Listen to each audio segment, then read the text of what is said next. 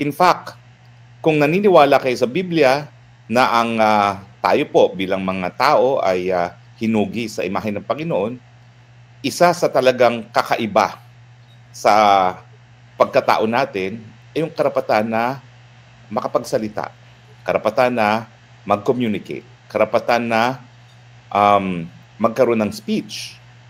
At sa pamamagitan ng speech, tayo po ay nakaka-impluwensya sa pag-iisip ng ibang tao dahil alam natin na kapag tayo nakapagsasalita, tayo nagkakaroon ng palitan ng ideya. Lang ideya natin na nasa ating isipan, nagagawa nating salita at napapakalat natin yung ideya na yan. Kaya naman po napakahalaga ng karapatan ng malayang pananalita ay dahil sa pamamagitan ng malayang merkado ng ideya, sa pamamagitan ng malayang pananalita, talaga namang tayo makakahanap ng solusyon sa ating mga pang-araw-araw na suliranin. Kaya nga po, sa lahat ng demokrasya, bukod pa sa karapatan ng mabuhay, dahil yan naman po talaga ang pinaka-importanting kalayaan, siguro po ang kalayaan ng malayang pananalita ang pinaka-importante kasi kung walang malayang pananalita, walang po pwedeng magkaroon ng solusyon sa ating mga problema. At ang mangyayari, meron lang ilang-ilan na magkakaroon ng monopolya sa solusyon ng ating mga problema. Pag meron pong monopolya kung sino ang makakabigay ng solusyon sa ating problema, diktadorya ang labas. Dahil yung ideya lang nila, yung punto de vista lang ang masusunod. So kaya po talagang napaka-importante ng kalayaan ito. At kaya nung kailan na kami sinupil sa dahig, ako'y nag-react. Hindi po ako nakisawsaw sa mga personal na alitan, pero ako'y nanindigan na walang po pwedeng manupil sa aking karapatan ng malayang pananalita. Hindi ako nasupil ni Marcos Jr., hindi ako nasupil ni Marcos Sr. At mas mabuti pa talagang patayin na lang ako dahil hindi po ako tatahimik dahil napaka-importante nitong kalayaan na ito. In fact, itong kalayaan ng malayang pananalita, importante po yan na yung mga merong ibang punto de vista, mabigyan ng karapatan na magsalita dahil baka naman yung mga nagsasabi ng minority view, yung mga nasa minorya, sila ang merong solusyon. Hindi po natin alam. Kaya hayaan natin magkaroon ng malayang merkado ng ideya at sa pamamagitan ng malayang merkado ng ideya, dyan po talaga magkakaroon ng solusyon. Ika nga na isang kaso, no? Yung kapangyarihan ng katotohanan. Ang paghahanap sa katotohanan ay nakabase sa kakayahan ng isang ideya na matanggap sa isang malayang merkado ng ideya. Ano naman ang kinalaman dito sa sinasabi kong lumabas na ang tunay na anyo ni Ristaras Ontiveros? Well, dahil ang kanyang PR nga po, mula nung siya ay nasa Congress hanggang siya ay tumakbo ng Senado, siya daw po ay para sa karapatang pantao. Pero ano po ang nabalita kahapon lamang?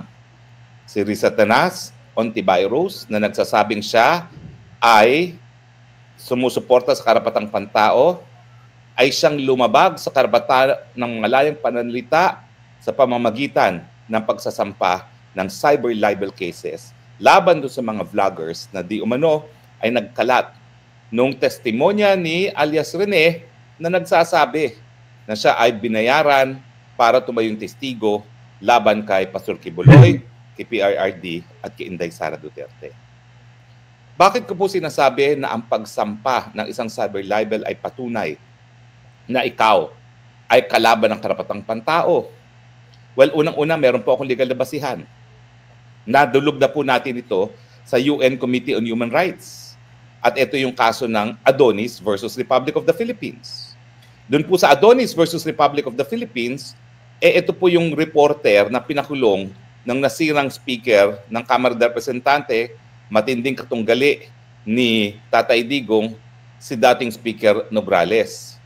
Pinakulong niya isang reporter na hindi lang po nag-ulat na nahuli ng asawa ng babae na kasama nakasiping ni Nograles, itong ang si speaker, at dahil itong asawa ay nasa militar, nagtatatakbo na hubo-hubo sa isang hotel sa Makati itong nasirang Speaker Nograles. Ito pong dahilan kaya hindi po kami ever naging magkasundo nitong mga Nograles. Dalawa pong magkapatid yan, tatlong magkapatid yan, dalawa nanilbihan sa, tatlo nanilbihan sa Kamara, at isa ay naging kasama pa sa gabinete. At alam naman natin kung anong ginawa in the end. Matapos na ma-appoint ng 2 beses ni Tatay Digong sa Commission on Civil Service at bilang miyembro ng gabinete, linabanan ng Tatay Digong at sinasabi na hindi daw ako para mamuno sa Davao ang Tatay Digong. Alam niyo na kung sinong Nograles yan. Pero siyempre kung ano ang puno, siya rin bunga. Kung bulok ang puno, bulok din ang mga prutas. At puro bulok naman yung anak niya talaga. In any case, nung isinawalat at isinadula pa ni Adonis yung pagtatakbo na hubad-hubad ni Nograles, siyempre, ang Nograles, Speaker of the House, ginawa ng paraan. Sa Davao niya sinampa ang kasong libelo at miski hindi po nakapag-participate itong si Adonis, ay siya'y nahatulan na guilty. Nung nalaman ko siya nakakulong na sa Davao Penal Colony, sabi ko baka naman pwede natin tulungan yan dahil bilang isang profesor ng international law at international lawyer, ang sabi ko, may remedyo dyan. Dalhin natin ang kaso sa UN Committee on Human Rights. Ano ba itong UN Committee on Human Rights? Ito po ay isang treaty monitoring body. Ang trabaho nila ay binabantayan ng mga bansa kung sila ba ay tumutupad sa kanilang obligasyon sa mga kasunduan tungkol sa karapatang pantao, kasama na dyan yung International Covenant on Civil and Political Rights, kung saan nagsasabi na wala dapat batas na ipapasang kahit anong bansa na sumusupil sa karapatan ng malayang pananalita at malayang pamamahayag. Now, ang sabi ko, at ito yung kauna-unang pagkakataon na nagkaroon ako ng chance para ma-meet si Tatay Digong at makipagtrabaho sa kanya. Sabi niya, totoo ba na may ganyan? Sabi ko, opo. Pwede pong mabaliwala ang mga desisyon ng lokal na hukuman kung ito po ay labag sa ating mga obligasyon sa larangan ng karapatang pantao. Sige nga, tignan nga natin yan. So yan po yung unang-unang pagkakataon, ako po ay nakapagtrabaho kasama si Tatay Digong. Nagwagi po kami nung dinala namin sa UN Committee on Human Rights. At ang desisyon ngayon sa Adonis versus Republic of the Philippines ay ang criminal libel ay labag sa malayang pananalita. Bakit? Well, unang-una, ang sabi ng Committee on Human Rights na binubuo po ng pinaka-respetadong mga eksperto sa larangan ng karapatang pantao sa buong daigdig, ay dahil hindi raw ito proporsyonal doon sa nais na makamit ng batas at ito ay protektahan ng privacy ng mga pribadong mga individual. Ibig sabihin, meron pong ibang pamamaraan kung ang ninanais ng batas ay maprotektahan yung karapatan ng mga individual na huwag paghimasukan ang kanilang mga pribadong buhay. At ano yung alternatibo na yon? Yung pagbibigay po ng civil damages. Hindi po pwede kasi na habang sinasabi natin na ang karapatan ng malayang pananalita ay napaka-importante sa isang demokrasya, dahil sa pananalita, may makukulong. Hindi po angkop yung pagkakakulong dun sa layunin ng libel law na protektahan yung privacy ng mga pribadong individual. At ang alternatibo dito ay yung pagbabayad ng danyos perwisyos pero walang kulong. At ang pangalawa, ang sabi ng yun nga po ng UN Human Rights Committee, hindi lang siya paglalabag sa karapatan ng malayang pananalita, merong alternatibo at ang alternatibo nga ay ang pagbabayad ng danyos perwisyo.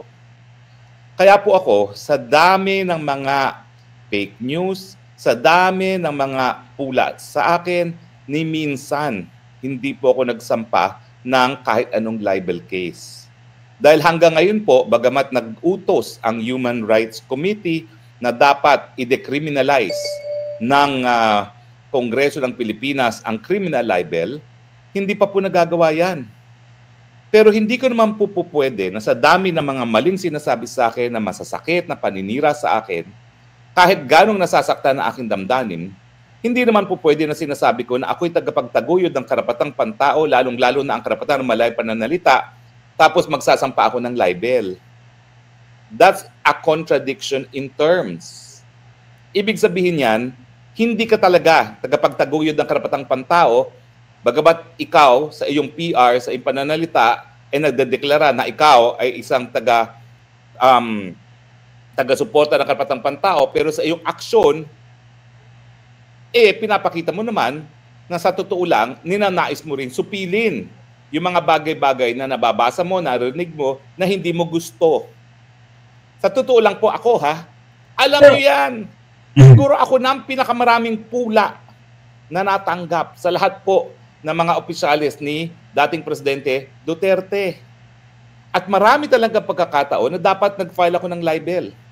Kasi maraming mga nagsasabi na ako daw ay kriminal. Yan, si Risa Tanas Ontiveros. Ang dapat ko talaga unang-unang idemanda si Risa Tanas Ontiveros. Dahil sinasabi niya, kriminal daw ako.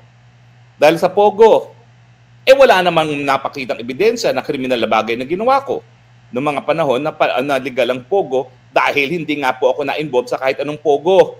Abogado lang po ako ng isang kumpanya na nagpaupa sa isang Pogo. So talagang ako, kung ako ay hindi seryoso sa aking pagtataguyod ng karapatang pantao, ang una ko ng dinimanda for libel, Risa Tanas Ontiveros, dahil siya ang unang-unang nagbibintang sa akin ng isang krimen. Huy, miski yan ay nakabinbin ngayon sa korte dahil yan ay isang tanim kaso hanggang hindi napapatunayan na ako'y nagkasala, I am presumed innocent. Pero dahil nga wala naman siyang pakialam sa karapatang pantao, yung Risa Tanas na yan, ay sasabihin, kriminal yan si Harry Roque nagtatago. Huy! Kung ikaw ay talagang tagapagtaguyod ng karapatang pantao, pangangalagaan mo ang karapatan ng asylum. So yung mga pinagsasabi na dapat ako umuwi sa kabila ng pagigipit na alam mo namang ginagawa sa akin ng iyong kakamping Marcos Jr., yan ay papatunay din talaga na hindi ka tagapagtaguyod ng karapatang pantao.